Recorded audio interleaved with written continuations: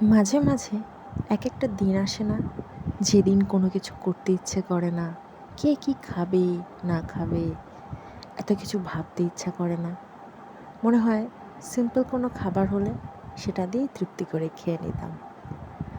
ওই রকমই একটা দিনের জন্য একটা পারফেক্ট গোয়িং হলো এই বাদাম ভর্তা। রেসিপি বলতে আসলে তেমন কোনো ঝামেলাই নেই এটাতে। জাস্ট বাদামগুলোকে একটু টেলে নিয়েছিলাম, তারপরে সেটার খোসা ছাড়িয়ে রেখে দিয়েছিলাম। তারপরে কয়েকটা রসুন কোয়া, কিছু পেঁয়াজ কুচি আর কাঁচামরিচ, এটাকে আমি তেলে ভেজে নিয়েছিলাম। তারপরে এগুলোকে আমি গ্রাইন্ডারে গ্রাইন্ড করে নিয়েছি।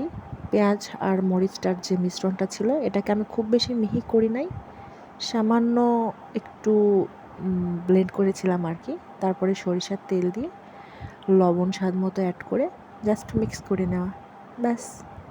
অতি সিম্পল একটা রেসিপি, বাট অনেক বেশি মজা। এই বাদাম ভর্তা দিয়ে অনায়াসে 1 প্লেট ভাত সাবার করে দেওয়া যেতে পারে, বা তার বেশিও খেতে পারেন। আপনি চাইলে এগুলোকে একসাথে শিলপাটায় বেটেও ভর্তা করতে পারেন।